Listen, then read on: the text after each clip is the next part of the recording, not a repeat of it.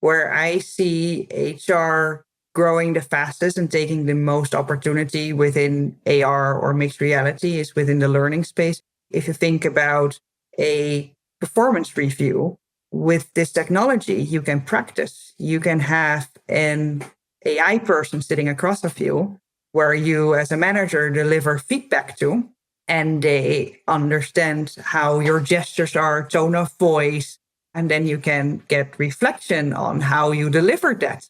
Or if you think about the horrible situation where you have to lay off somebody, how do you have that conversation in a proper manner, and actually training yourself and becoming better at that and more human at that is something where these technologies can definitely help us.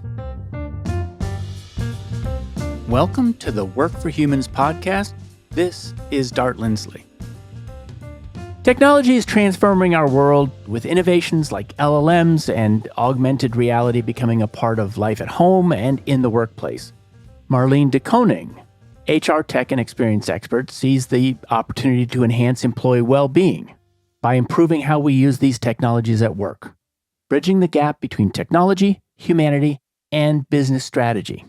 Marlene is the author of HR Tech Strategy and the director at PwC Netherlands, where she leads the HR tech and digital team. With over a decade of experience in HR and employee experience, Marlene has worked extensively with global clients such as LinkedIn and Microsoft to humanize work through technology. In this episode, Marlene and I talk about technology-driven employee experiences, the misuse of HR technology, and how LLMs, AI, and AR, and other acronyms are impacting the work experience today. We also discuss surprising areas where companies are using things like augmented reality, one vital skill new technologies demand, and other topics. All right, to stay connected to Work for Humans, subscribe wherever you listen to podcasts. Without further ado, I present Marlene de Koning. Marlene de Koning, welcome to Work for Humans. Thank you, Dart. I don't talk very much about technology on this show. We've talked a little bit about AI, we talk a little bit about measurement, but that's because it's a show about employee experience, and I've come to believe that the most important employee experiences are person to person, not person to technology. And in fact, I'm suspicious of technology because I feel that whenever a person is represented by technology, they become so incomplete that they become like a thing, that the company can treat them like a thing. But I don't necessarily believe that that's true. And I know that there are technologies that make us more human, not less human. And so I want to challenge some of those assumptions today, and you're the perfect person to challenge those assumptions with, because you've written HR Tech Strategy, Revolutionizing Employee Experience through HR Tech Synergy. I've always felt that business transformations can be driven by technology, but I want to know more about their effect on employee experience. So what are the technology-driven employee experiences?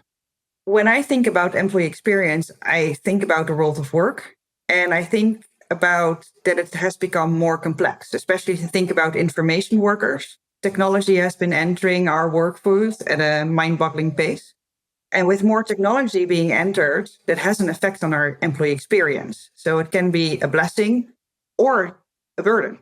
So it depends on how we as organizations and employees work with the technology and how we create that experience. And I truly believe that if we do it right and if we leverage the right technologies, that we can enhance the employee experience, where it can also be very frustrating. So if you think about what people do during the day, sometimes technology can be their main frustrator in their day of work. Where I like to look at it, if we understand what their main frustrator is, how can we then enhance this experience? So if we talk about the human-to-human interaction, that's actually more fun and is improved because technology enables us or helps us to do that. Yeah, and I think immediately I want to divide the world into HR technology. So it's the technology that is designed to aid management. And then the other part of the world, which is technology that aids us in the execution of work. And these are two different worlds. And so I think throughout this, I'm going to want to go back and forth because a lot of my prejudice about technology, and let me just say, I was a business systems analyst in the beginning of my career. I rolled out technology. So it's not that I'm a Luddite, it's that I've come to doubt. So where I doubt it is primarily where it supports HR practices, as opposed to where it supports things like project management. So is there a taxonomy of HR tools, a taxonomy of them that is both the subset that aids experience and the subset that doesn't? I don't know. But what do you see in the world of HR technology? Yeah, I think there are multiple ways to look at the HR taxonomy, but I like to look at it from an employee lifecycle point of view. So if you think about us as employees entering the workforce, well, first you have your candidate experience when you are applying or being invited to apply for at the organization. And then you go through the hiring, the onboarding stage. There is a lot of stages within the organization when you're there. So to help you to be successful, potentially move internally. There's talent management, there's well-being, so there's leadership potentially, there's culture involved within the organization. And at some point you offboard the organization, either because you had a lifelong employment and it's retirement time, or you move to the next job. And within that, there are a lot of technologies available, and there are more and more coming available. I think the most known is always the HR core system, but also the learning management systems. But what is interesting for me is that if you look at the last few years, there are more and more employee experience platforms coming to rise. So at some point, we come to know that the core systems are not necessarily delivering the right results or bringing the experience from a user endpoint that we as employees want or expected, or we're not using them as organizations want. So now there's an overlay of employee experience systems or learning experience systems to enhance the experience. So that's also adding to the taxonomy within the HR systems now. And then I think the other part that's coming to rise, and that has been very interesting for me, is also the analytic systems. Because if you think about through the employee life cycle from candidate journey to offboarding, there are many systems into play. And if you can understand the analytics behind it better or connect those better, then you can actually learn and also facilitate your employees better. So to give you an example, oftentimes organizations take an assessment from people when they apply. And then they learn about your skills, your driving factors, and they learn a lot about you. And then they make a decision if you're hired or not. And then it stops. And then you move into your career and nothing happens with that assessment anymore. Where if you think about leveraging what you have as an input for your performance, for your growth, for your succession planning, for a lot of other things, but also as an organization to understand where people thrive based on those assessments, we can actually leverage what we already do in the systems that we use within the candidate journey phase throughout the rest of the employee lifecycle, instead of seeing it all as a separate part. We're one person that goes through that journey. I've always struggled against that, which is that we do collect all of that information up front and then we just don't pass it from whatever the staffing process was to the HR core system or some other. And it's just lost. I don't know why it is, except that those are organizational silos and technology silos. They don't share a data model. They tend to be supported by different vendors or something like that. Now, I've always seen HR core systems as manifesting a culture. And that the culture that HR core systems manifest is they are essentially inventory management systems. Who's here? What are their attributes? Things like that. I would love to learn more about the technology that are employee experience technologies. What are some of the things that are in that category? The first one, or the biggest one that's most known and most being used now by organizations, are learning experience systems. So if you think about learning, that can be horrific, right? Because there's mandatory learning, there's recommended learning, there's certifications, there's a lot of things that you need to do. And oftentimes as an employee, you need to go to different type of systems in order to get your certification or to get it done. And also if you want to learn about one subject, it's not always in the same system available. So that means that you need to go to an online learning course or to the core learning management system.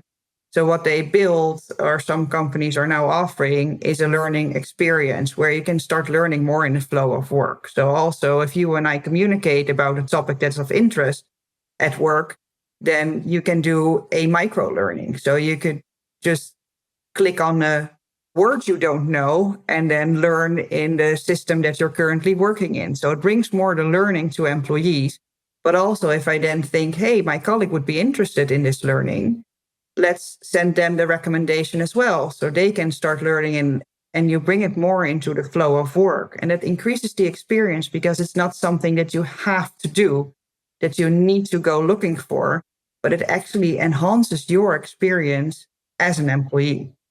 I like the idea of that.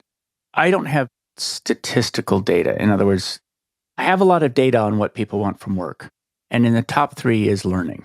And the idea that learning can be not something I go and do, but that learning is ambient and learning is social is compelling to me. What's another example of an experience platform? One other example is around goals or objective key results or these type of things. So it's not always an individual who does the work, but oftentimes when you look at work, especially in information work, it's collective work that we do as a team. So understanding where teams are working on, but also tie that then to the organizational goals. So understanding more what the leaders in organizations are doing, and then how what you do is contributing to that. And that also helps in seeing the impact of the work, the purpose that you have from what is driving you and the team. Is there any mindset that we are fundamentally getting wrong about how we use technology? Do we have habits of mind that lead us to misuse technology or underuse technology? There's definitely a way where we can use technology better for HR. Sometimes we buy technology and we think about the impact for an organization as an afterthought, or we buy technologies in silos. So we just discussed the employee life cycle and the stages that you have. And sometimes we buy technologies in those silos. So the learning development team goes after the best learning development system. The recruiting team goes after the best applicant tracking system. But it's not necessarily thinking through, is that applicant tracking system connected the best to the learning system that we have? And how do we make sure that it then offers a seamless experience for the employees and for the HR department? So oftentimes when we buy these technologies, the adoption and change process takes a bit longer than we expect. So we offer our employees oftentimes an online learning that they need to do on their own pace, but we don't set the tone or explain them, why do we implement the system? What is the use for the organization? What is the benefit for you? And then help them to change their way of work. And if you ask people to change their behaviors and how they work, but they don't get the time to really change, then they go back to how they used to do it before, because that's how we as humans behave. And then sometimes we miss the benefits that the system can offer. And then as an organization, there's no benefit. And then as an employee, there's also lots of frustration. And I think that's where we can improve to bring HR more upfront when we're implementing systems and thinking about the organizational change that it requires.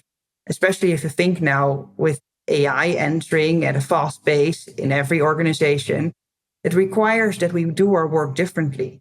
And that requires not only that we do things differently, but we really truly change how we approach our work on a daily basis or how we interact with each other. And that's not something that goes automatically for everybody. So helping people to move through those phases is very, very important when you're implementing these technologies and to make them successful. Yeah, there's a couple of things in there. First of all, I think we do a terrible job of constantly associating our technology with why the technology is there. We don't do a good job of that. I take as an example performance management systems. We're not very good at saying what they're for, partially because I think we don't want to say what they're for. And we don't want to tell the truth about what they're for, but there are other systems like that too. And from a business architecture perspective, there's two places where transformation comes into an enterprise. One place is from the marketplace, which is that the market wants something new. We have to deliver something new to the market. The company needs to transform in order to meet that new market. The other place that transformation enters a company is through the technology. And actually, I would say that there's a third place, which is transformation comes to companies through changing expectations and demographics in the workforce.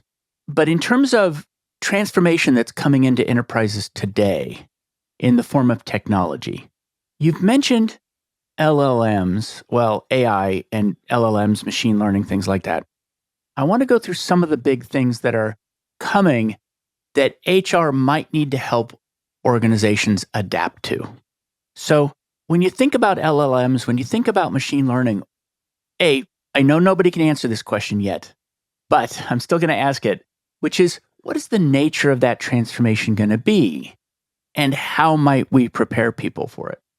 Preparing people for it is very important because not everybody is as used to working with large language models or AI or machine learning or anything, or understand what it brings or what the risks are. So really making sure that people get more skills in this area throughout your workforce is very important, and also to help people understand. Because if you think about how quickly this technology is entering the workforce, organizations are or were not entirely prepared to this. And that encompasses a lot of things.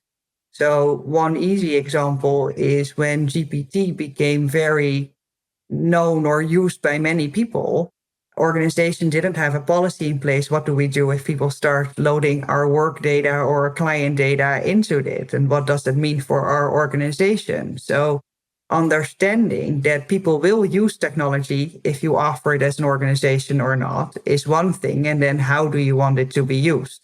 So setting those guidelines, helping people understand what it means, what the risks are if you would feed company data into a tool like GPT, is something that's definitely not on the majority of people's minds. They think it's an easy to use. And then if you start using other tools that might not feel as seamlessly as tools that are at a consumer level, then you need to also help to bring your employees up to speed or help them understand how they can use this as a benefit for their work and what the changes are in the behaviors in using this. Lately, I've been hearing people talk about workforce planning and how workforce planning is going to be transformed because you're going to be thinking of the workforce as both biological workers and AI workers. I personally think that's overstating the case. It's not completely crazy, which is if I have a workforce of construction workers and I'm introducing power tools to those construction workers for the first time, people need to learn how to use those power tools safely, and people need to be trained in how to use them effectively, and they need to grow into it. My suspicion is that things like LLMs and people learning how to use them is going to far outpace anybody's ability to train or govern. The governance is going to catch up late. That might be true. I'm already facing this situation with LLMs that I don't know when I'm plagiarizing. Because if I go to an LLM and I ask it to summarize somebody's work so that I can incorporate that summary into my work, I don't know whether or not those are direct quotes or not. And so I'm not trying to plagiarize anybody. I'm trying to summarize somebody, but I don't know if I'm plagiarizing them or not. And I don't know how to find out if I'm plagiarizing. And so at least I'm thinking about it, but people aren't automatically going to do that. And I think that also requires us to rethink potentially some things, right? How do we see citations or how do we see other things? Because people that are growing up now and that are starting their careers now, they might be getting accustomed to using these tools in a totally different way or reviewing things in a different way than how we did that when we started our studies or when we started writing our first papers. That's also a thing that technology requires from us, is to rethink how we approach things. I agree. I don't think we've come to grips with how differently we're going to approach things. I've started thinking of LLMs as cognitive recycling, which is that there's this enormous body of the product of cognition of humanity that LLMs are drawing from. And rather than just having all that cognition get lost in the sea of data, it's pulling that forward, and it's like a recycled product. We don't have to mine it again. We don't have to go dig up the dirt and get the glass or whatever to build this thing. And that's one mental model for what this technology is. But I know that there are others, and I'm not sure we've arrived at what the right mental model is. Do you make a distinction between LLMs and machine learning and their effect on experience? Yeah, I think so. And if we dive into LLMs a little bit, or what I've been thinking about lately is also on the cultural aspect. Because if you think about many LLMs up till now have been trained with English data from the English speaking language, and that also brings the English speaking culture. So if you think about asking a question, how should I prepare a performance review? If you relate it back to work, then you might get a different answer than that is suited or expected to be normal now in your own culture, because there are cultural differences in how we do things and approach things at work, and also how we write about it. So then if you think about if we all use the LLMs that are trained by more Western oriented or more Anglo American oriented data, then that also brings something different. So, will that change how we approach our work culture if we start to rely more on LLMs in how we do our work? That's the thing that I have been thinking about, and that's of interest to me, because that could definitely also change your employee experience if you're in other parts of the world. Yeah. The way I'm thinking about that is that if you're going to have recycled cognition, it's going to be the dominant voices, because you're recycling from a giant pool of past cognition, and the loudest voices are likely that we're actually training the models on, but also just the volume of standard thinking. So let's just call it standard thinking too.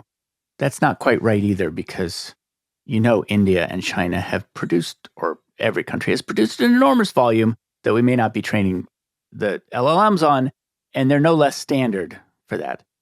I really have to wonder, I would like to train an LLM on dissidents. So gonzo reporters, Dadaists, mystics, all the dissidents of the world, all of the voices that are breaking boundaries. Let's not train it on the standards. Let's have the LLM that you can talk to that's the idiot questioner, or the LLM that's going to disagree with the rest of the world. We might need that model. It's a difference of voices, right? We talk about inclusion a lot in relation to the workplace, but then if you take the majority of voices or the majority of the loudest voices that's put into those LLMs, how do you then make sure that diverse voices are heard, and that the potentially the only voice normally in the room, that it's also being reflected in those models? Right. I like that idea. As opposed to munging all. I don't know if that's really what's happening, but munging all knowledge together versus having opinions. You can fabricate that with an LLM by saying, act as Che Guevara and tell me how you would answer this question. What is emerging in the world of augmented reality and virtual reality that might transform the world and the experience of work? I think other parts within organizations are further ahead than HR, and that there's more possible than organizations tap into. So for HR, there's a bigger world to uncover potentially that already is in existence for a while for other parts of the organization.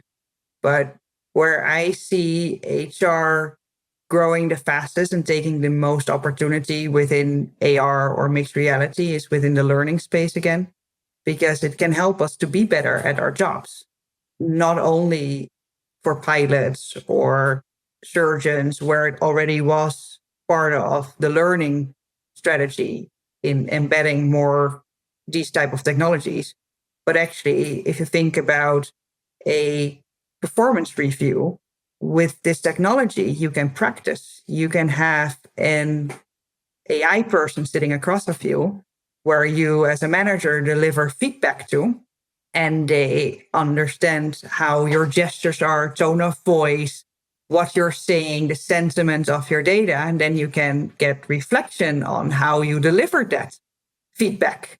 And then if you didn't do it right, or you made the AI potentially cry, you can try again and be better at it and become actually a better human when delivering things like feedback or performance reviews. Or if you think about the horrible situation where you have to lay off somebody, how do you have that conversation in a proper manner, and actually training yourself and becoming better at that and more human at that is something where these technologies can definitely help us. That's a very interesting idea. The idea that, well, it's a combination of things, right? Now it's LLMs plus augmented reality, in which we are doing a role play, and the role play is being assessed by a very safe observer, which is, I don't have to do this role play in front of a human.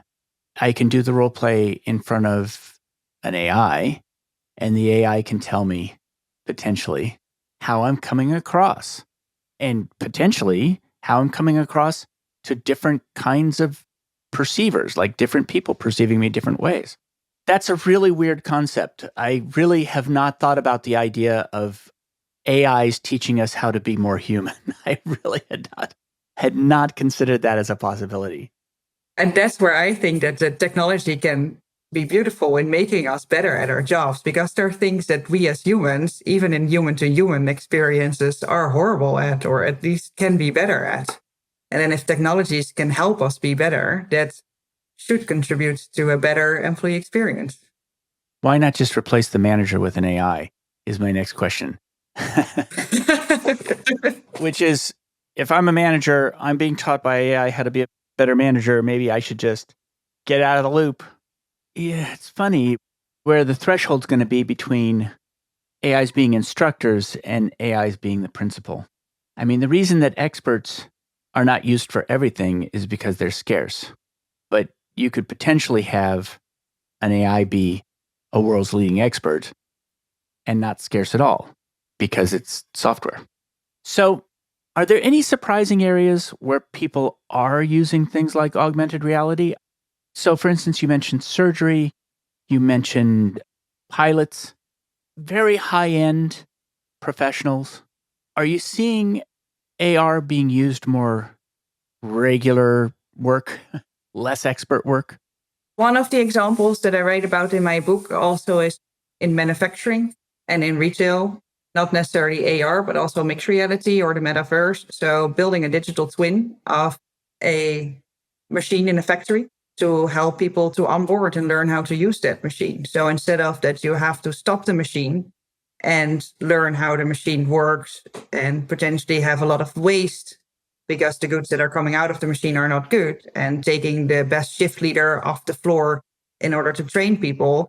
Actually, if you make a digital twin and you can help people to onboard and learn how the machine works virtually and which buttons to push, how to service the machine, how to make it work, that the most beautiful products will get out of it. It reduces waste. It doesn't take the best people out of the factory floor. And it also enables you to train multiple people at the time. So that's definitely an example. And also in retail, it has been used to train people on how to deliver the best customer service in retail.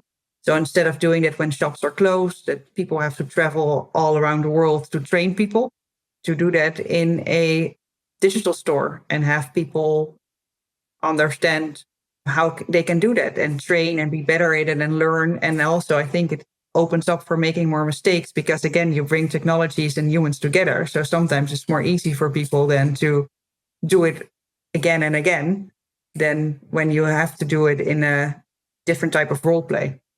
I see experience being affected a couple of different places in that. One of them is that the expert doesn't have to travel. The second one is that I might be able to practice in a more low risk situation which is I'm not being observed by another human as I fail in my practice. I'm just working with a thing, and that could be comforting. And it also reduces the risks. Sometimes we're afraid of failing because we think it costs the organization money, or it something gets broken or something goes wrong. And you reduce the risk. So also the feeling of actual failure might turn into a feeling of you're improving every time and you're learning. So it goes from an anxiety space potentially more into a enjoying of learning space. Yeah, yeah, that may be true.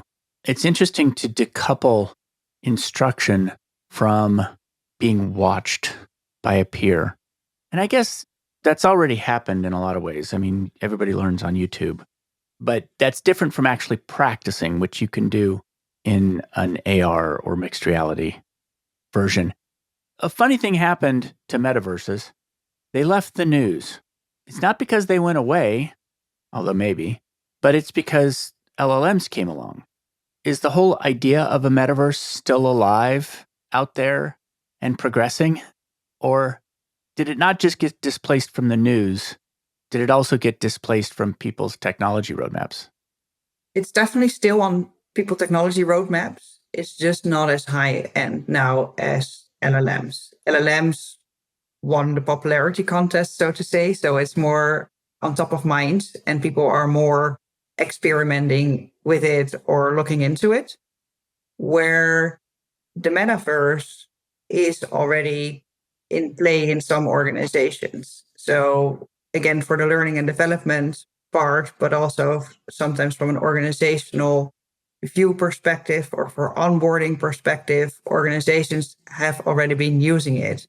The only thing is there are a few things that have not been figured out yet in terms of the metaverse. And the way that we talked about the metaverse 2, 3 years ago was about potentially making the new internet, right? Having everybody interoperable, joining the metaverse. And now it's more that every company creates their own world or their own part in it and leverages the technology, such as digital twinning, for a standalone purpose.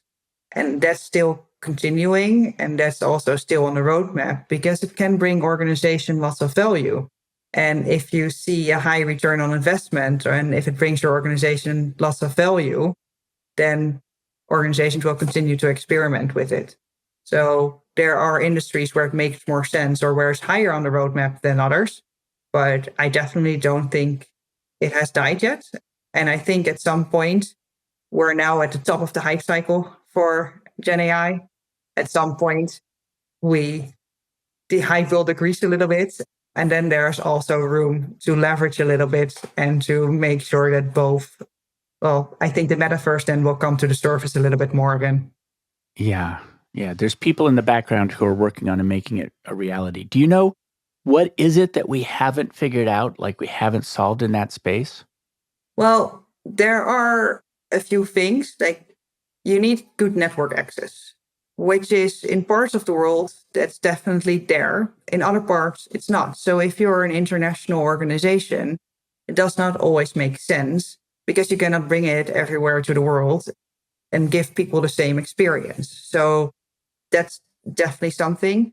There's also research being done on workplace safety. So how do you make sure that in a metaverse environment, you can ensure workplace safety for your employees? How to avoid bullying, for example, if you're in such an environment, and how to make sure that you have the right governance in place for that. And then there's the cost associated, especially if you think about all the equipment that sometimes is required for certain type of spaces, then the costs are very high. So it's not scalable yet to deliver that to every employee within an organization. And I have to say, you know what they haven't figured out how to do is make them any fun. They just bore the crap out of me. I don't know what to do about that.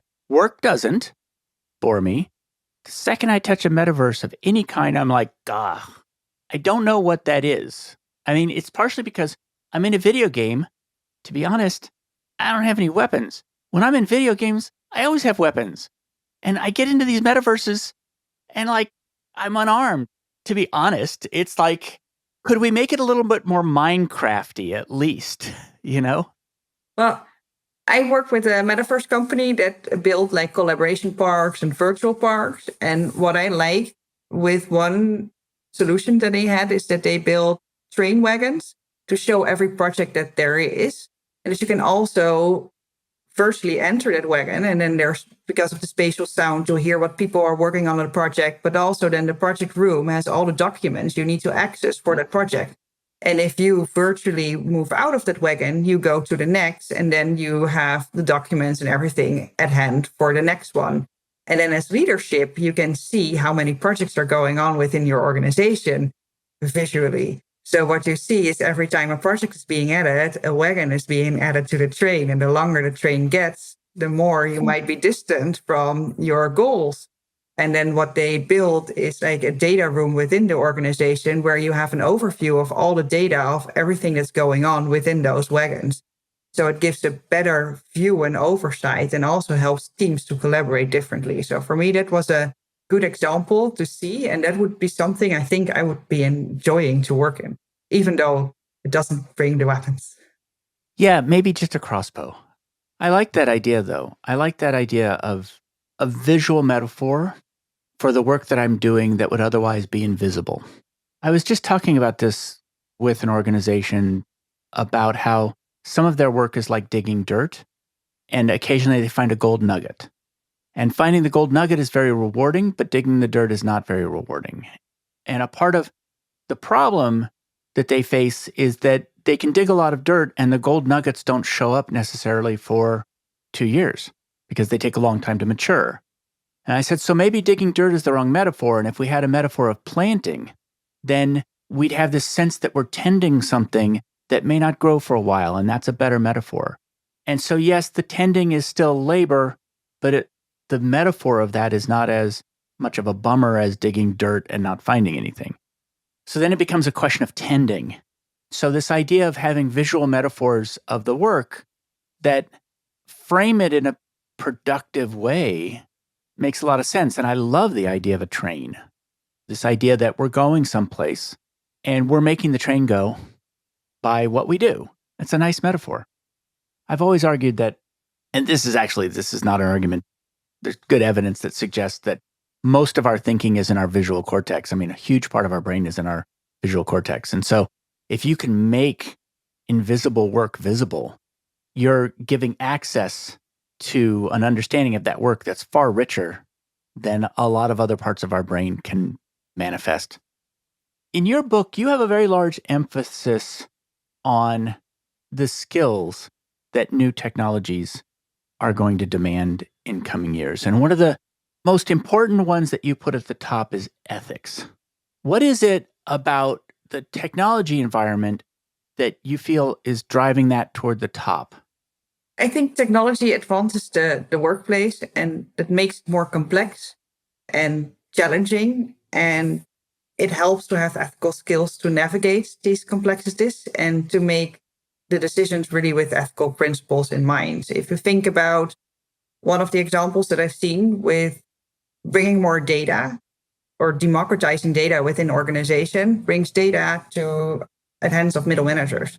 So if you make decisions, but you don't know if the data is significantly relevant or if what data set is being used, then you might make a decision that's not entirely valid. So understanding what questions to ask and ensuring that you make the right decisions is very much necessary. And it also comes to mind, how do we think about the morale or the ethics when we're making decisions based on certain algorithms or certain technologies that have come to place? And I think we have not trained every layer and every person within the organization on this yet. And with more data being used, that's definitely important. And also to understand what we have used in order to build the technology or to build the algorithm. Because if you don't understand what's being fed into it, then you might not be able to question what comes out of it in the right way. Yeah, just starting by doubting it is a good start. I find it quite difficult sometimes to remember that AIs are as fallible as humans. That's the thing, is that you have to recognize that they are as fallible as humans. maybe more fallible than humans. We're quite good at doubting people. We're quite good at doubting the written word. We're not nearly as good at doubting a really compelling photorealistic image or a really compelling photorealistic motion picture. We haven't learned that doubt. I think so too. And also when you're responsible for designing these systems, to really think through what it means or why you're doing what you're doing, right? And make sure that you do that also in an ethical manner. What is an internal skills passport? It's one of the things that you wrote about.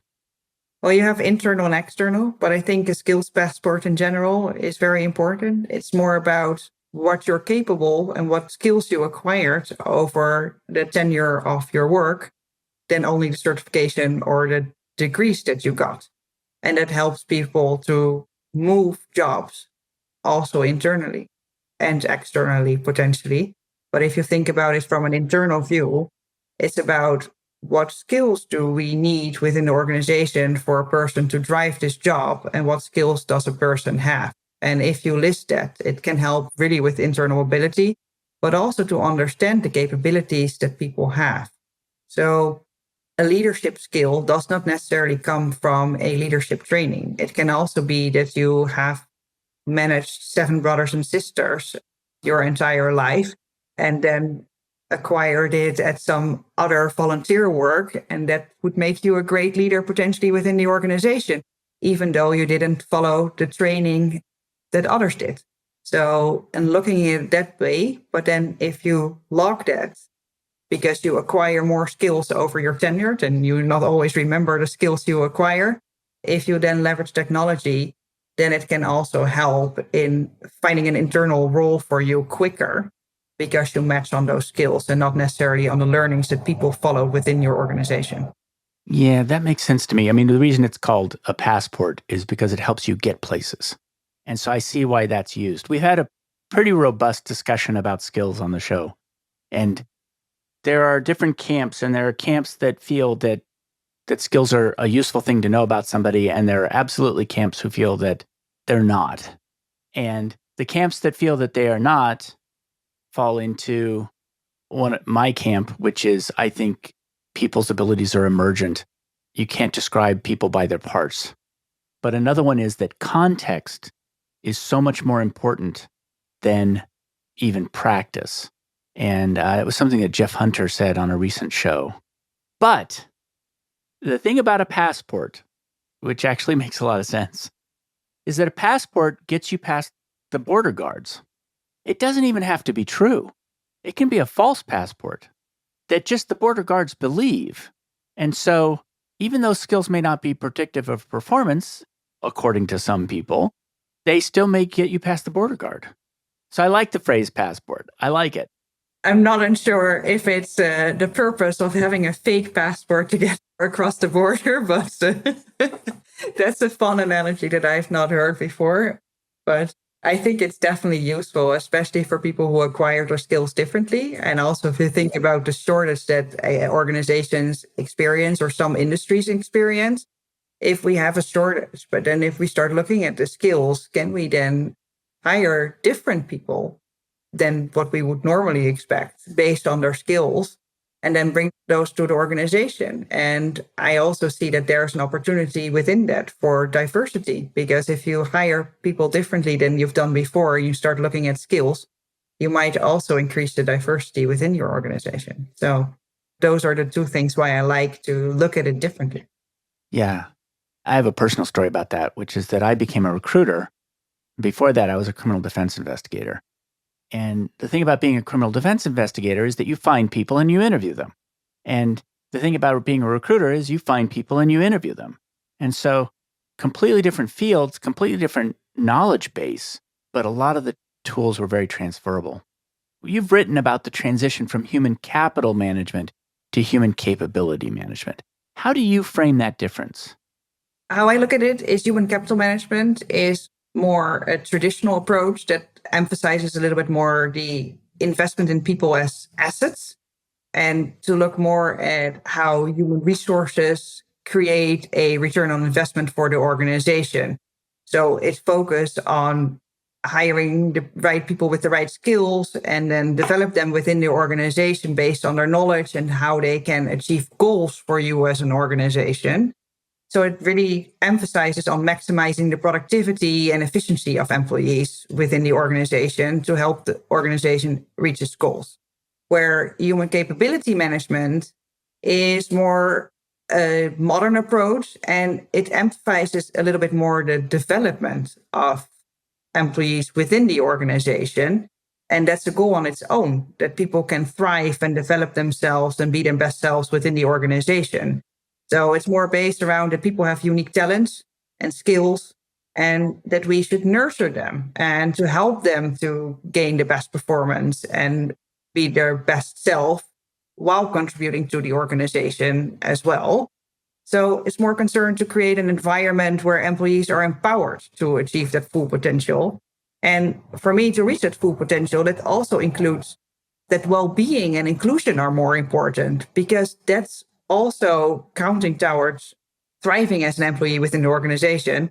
But it also helps when you're thinking about moving more towards the skills-based organization, that it's not only about the certifications or grades that you have as an organization, but really the skills that also help us to recognize the unique talents within our employees or within people in general.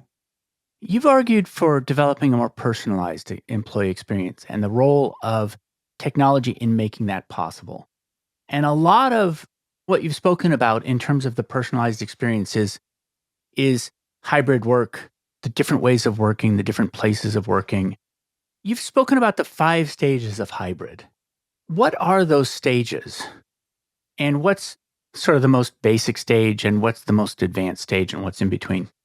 Before I answer that, I think for me, hybrid is where people work partly in the office and partly remote. And I think sometimes organizations or people view it as where part of the people works full-time remote and part of the people work in office. But if you look at the 5 stages and how I look at it, it's about a combination where you as an employee work a few days in the office and a few days from home. And this was normal already for some organizations, but during the COVID pandemic, this accelerated a lot because people, well, basically everybody went home. And then after the pandemic, we are trying to find a way on how to make this hybrid stage or hybrid work. And what I've seen with a lot of organization is that people close down their laptops at work and they open it at home and they started doing exactly the same thing as they did in the office, but then from home.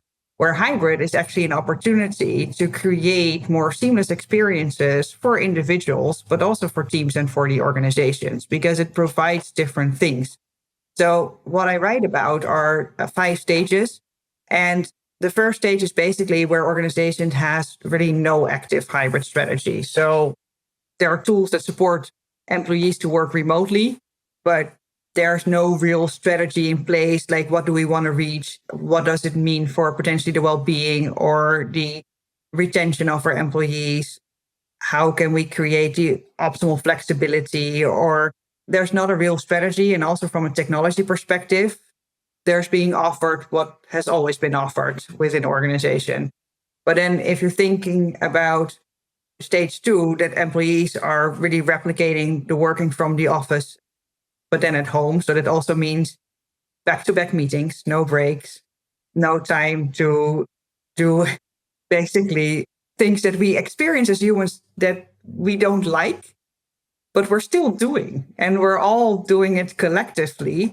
And also organizations are not necessarily thinking on how we could change that or what technologies are in place or the technologies that they are already using, how they could use that to create different type of working habits. But it comes down sometimes to the habits that we have as humans and how we created them. But then if you move to stage 3, and I think there it becomes more interesting, and that's where a lot of organizations are landed or trying to land. That's more on that you have tools and different tools for different teams and for different locations available. So that means that you can work safely with different type of documents on different type of locations and making use of more hybrid working whiteboarding tools or more of the tools that we discussed around more VR spaces or mixed reality spaces where people enter in a different place, where you make more use of spatial sounds, where you create a different type of collaborative environment instead of replicating the office at home or at any place. And then for me, stage 4 is more interesting. And that's also what I experienced more myself in work and what I saw that clients try to move into, and which is potentially a bit more normal for multinationals than for some other companies. But that's an asynchronous work culture where you really help people to work whenever suits them. So it's not about a 9 to 5 or 9 to 6 or 8 to 5 or whatever the standard working days are within your company and country, but really to thinking about how does it fit in with my life. So I might start early the day, then bring the kids to school, go back to work, do something else, go back to work, or go to the gym during the day. Or maybe I'm an evening person and I'm the most productive in the evening. So thinking about who am I as a person? Where does work suit me the best? And how do I integrate that with my life? And if you have an asynchronous collaboration culture, then people can also receive emails in the time, for example, that they choose to work and not 24/7 a day. So you can facilitate that people shouldn't be on all the time, but they are on the time that works for them. And then in stage 5, it's really the personalized. So you can really think about what suits one person, what is a true personalized hybrid work, and that you have the tools and technologies in place to facilitate that.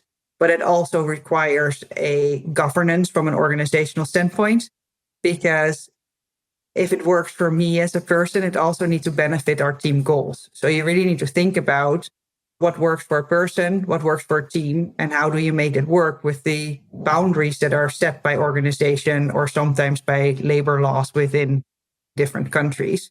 And then how do you find the technologies and the tools that facilitate that? And it might be different for different type of teams. So there's no technologies for all, but it means that marketing teams and sales teams might have different technologies that are displayed than finance teams or HR teams, or dependent on the work that you do, you require different type of things. And really going into that more personalized strategy can bring a lot of value to the individual, but also to the organization, because people, well, they take care of their health, they feel more well, they're more engaged, they're more happy. So you really create an optimum employee experience. You know what sparked for me talking about that in combination with the metaverse and with augmented reality is that one of the things that happened when we started working remote is that work used to be something that we immersed in as a 3D experience. We got inside our work. And now our work is this postage stamp bit of real estate on our desks that is not something we get inside. It's something we approach and we interact with. I think that being inside one's job can be delusional, is the word I'm looking for, which is that it can give you the delusion that your work is the world. But on the other hand, knowing when you are inside work and when you're outside of work has some conveniences too, which is, oh, I'm in this building, I'm in work. Oh, I'm at home, I'm not in work. And so it's possible that that a metaverse kind of, or virtual reality kind of experience of the workplace could create that inside feeling in a beneficial way. I just have never thought about it before in these way that we were just talking about it. I think it's also still in development, right? There's a lot of opportunities out there to make it better. So if you talk about creating that better employee experience, if we start thinking through what these technologies could offer and how they make it more beneficial for us, and we leverage that, then we can come to a better place for people and make it more enjoyable, because we spend so much time at work. So we should enjoy it as well. and make it our best. I ask a few closing questions of everybody. The first one is, what do you hire your job to do for you? There is some foundational elements that I think that my job should do for me. It needs to be financially stable enough to provide for my family, but actually that I could do in another job than where I'm currently in. So what I really want from my job, I see it as a playground for adults. For me, my job, I should be able to learn things. I should be able to make mistakes. I want to discover things, create things.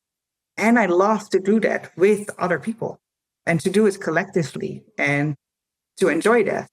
I want my work to be a playground for adults.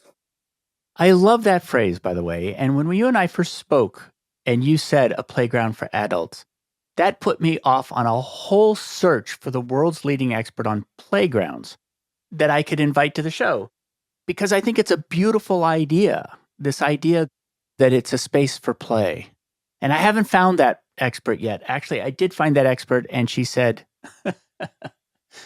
look, I'm about playgrounds. I'm not about how to extract more value out of workers. And I'm like, me either. So anyway, I have been smacked down by the world's leading expert on playgrounds, and she is not going to come on the show. Oh, that's unfortunate. I know. But anyway, I love that analogy, and I love the idea of work as a playground for adults. And then the next question is, what makes your work playground like? I think discovering things, so learning new things, especially if you think about the field that I'm in. I'm learning to understand new technologies, thinking about what we could do with them. So potentially thinking about new scenarios, how we can work with them.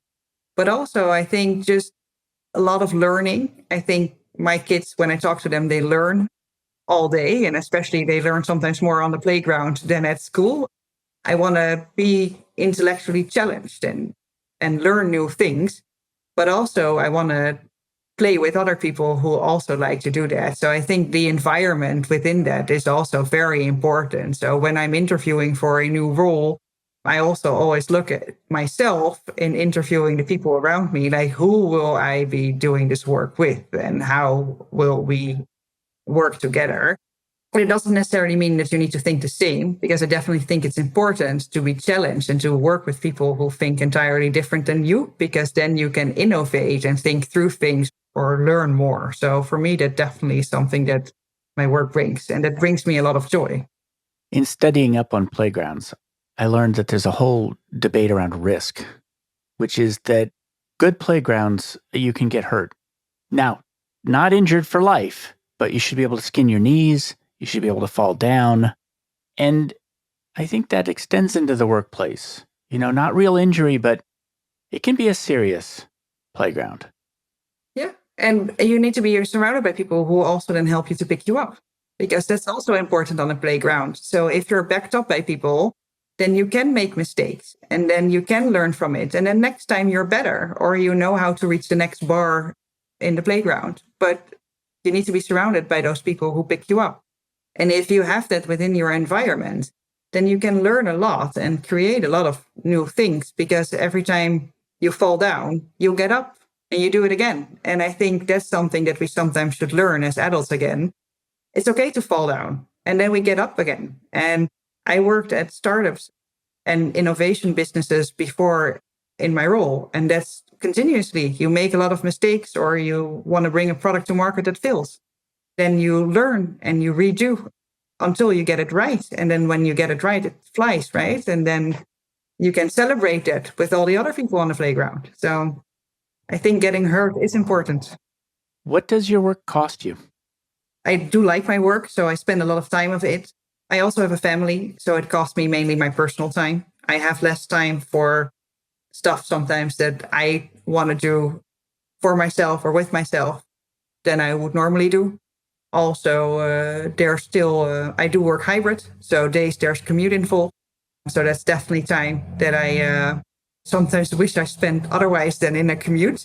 But I like to make the most out of the things.